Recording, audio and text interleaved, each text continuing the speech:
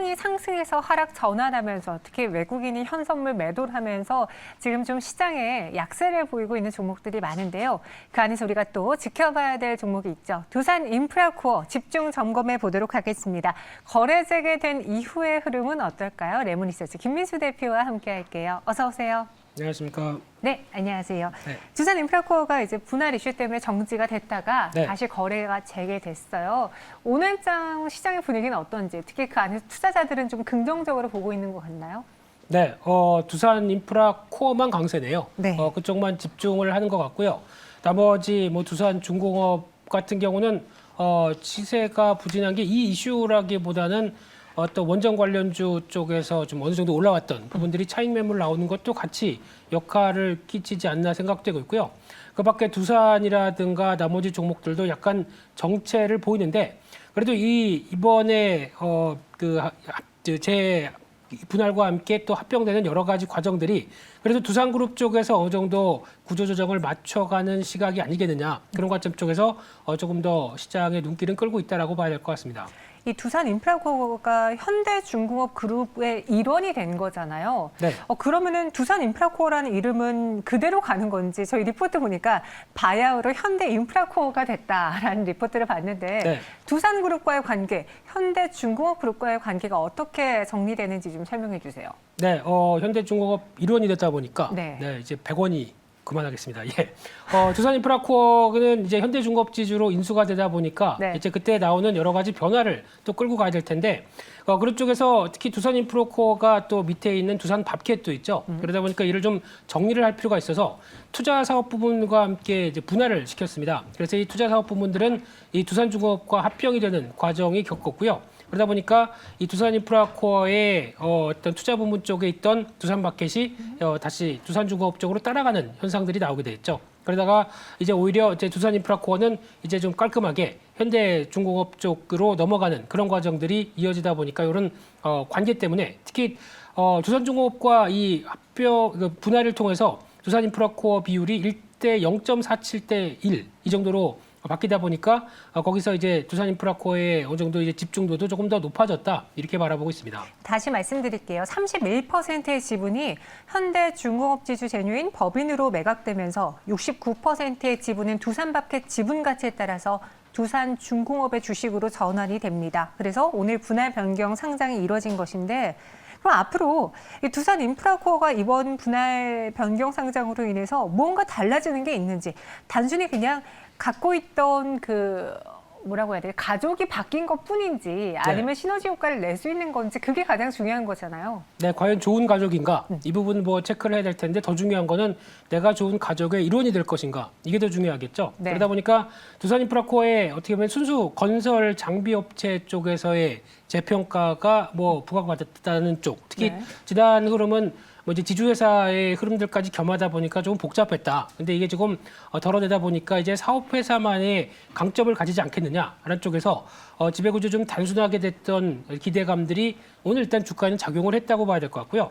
그런데 이제 중요한 게 실적 동향도 체크를 해야 되겠죠. 1분기 실적 상당히 좋았습니다. 작년 동기 대비 63% 이상 영업이익 증가할 정도로 좋았는데 근데 여기서 이제 중요한 게 또 하나 이제 독립경영체제로 현대중공업 쪽에서는 밝혔습니다. 그렇다는 얘기는 두산인프라코어는 중국 쪽에 강점이 있죠. 근데 현대건설기계는 인도나 러시아 같은 신흥국 쪽에 강점이 있다고 하게 되면 약간 지역별로 다변화된 건설기계다라는 강점 쪽으로 끌고 나갈 수 있기 때문에 조금 더 긍정적인 측면이 있는 건 사실이다라고 봐야 될 것 같습니다. 네, 두산 인프라코어 다시 말씀드려서 저희 채팅방에 이런 글이 올라와 있어요.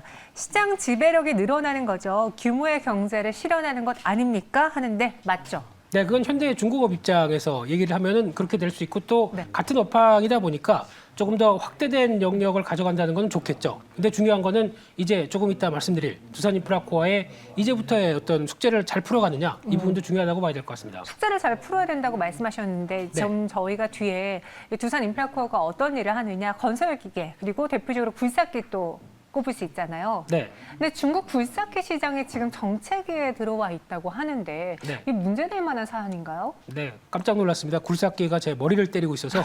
네, 근데 조심하세요. 네, 피해가겠습니다. 네. 근데 지금 이제 실적 관련된 부분 쪽에서 앞서 중국 쪽에 강점이 있는데 1분기 중국의 동향을 보게 되면 1분기까지는 상당히 좋았습니다. 근데 중국 정부가 약간 경기 과열을 좀 막겠다라는 입장 쪽에서 어떤 원자재 가격들도 계속 정부 분출 방출하고 있고 부동산 쪽도 좀 챙기겠다는 입장이다 보니까 굴삭기 판매가 한 2달 동안 감소세를 보이고 있습니다. 네. 아무래도 실적에 대한 영향을 받겠죠. 근데 수출 동향을 또 보다 보니까 특이한 점은 오히려 인도 굴삭기 판매는 회복되고 있답니다. 그렇게 되면은 이쪽에 수출 동향이 빠르게 늘어나게 되면 그동안 코로나로 고생했던 인도는 약간 살아나고 중국은 좀 정체되고 그러면은 현대 건설기계 사야 되나요? 네.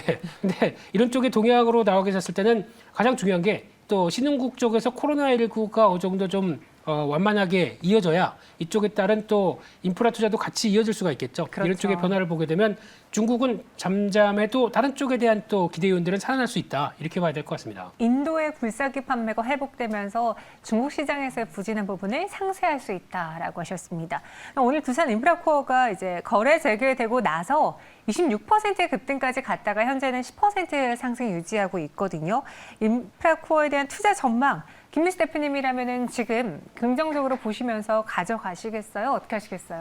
일단 세 가지로 압축하겠습니다. 실적으로 보게 되면 1분기보다 못할 것 같습니다. 2분기는요? 네, 당연히 중국 굴삭기 판매와 영향을 같이 이어질 걸로 보여지고 있는데 또 중요한 거는 원자재 가격들이 많이 올랐죠. 네. 그거를 얼만큼 또 부담했을 것인가 또 수출하려고 하게 되면 운송비도 올랐죠. 그러다 보니까 이 두 가지를 생각해 봤을 때는 생각보다 좀 실적이 부진할 수도 있겠다라는 쪽에서 무게를 맞추고 있는데 또 더 중요한 게 이제 분할을 끝내다 보니까 지금 저희 같이 재무구조를 보려고 하는데 뭘 볼 게 없습니다.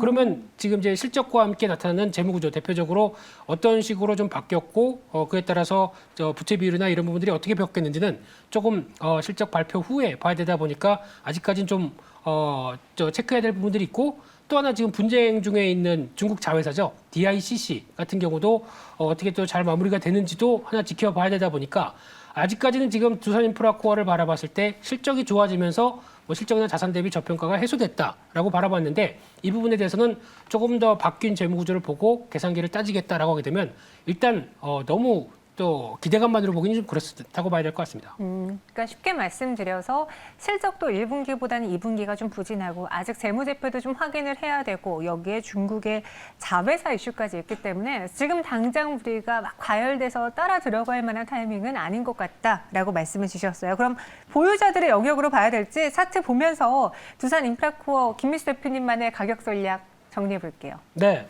일단 지금 동향을 보게 되면은 지난 분할 전에도 주가는 강했었습니다. 이때는 그래도 운 좋게도 경기 민감 관련된 쪽이 부각받을 때 움직였던 흐름들인데 오늘 이제 어떤 분할이 끝나고 나왔는데도 일단 직전 고점 때 안착은 실패했죠. 그래서 지금 아마 실적과 관련된 흐름들도 지켜보시긴 하게 되겠지만 이 정도 이상 쪽에 한 19,000원대 이상으로 들어간다라고 하게 되면 오히려 비중을 좀 줄이는 게 좋겠다라고 봐야 될 것 같고요.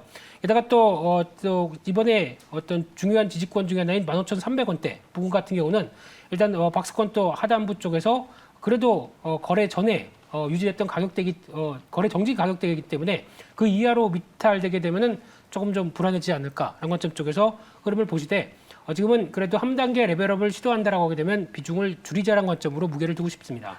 목표 주가는 19,000원, 순저가는 15,300원 제시해 주셨는데요. 하지만 주가가 또 한 번 오르면서 전고점까지 상승하게 된다면 오늘의 고점이 19,350원이거든요. 그 부근까지 오르게 된다면 비중을 덜어보자, 줄여보자라고 이야기해 주셨고요.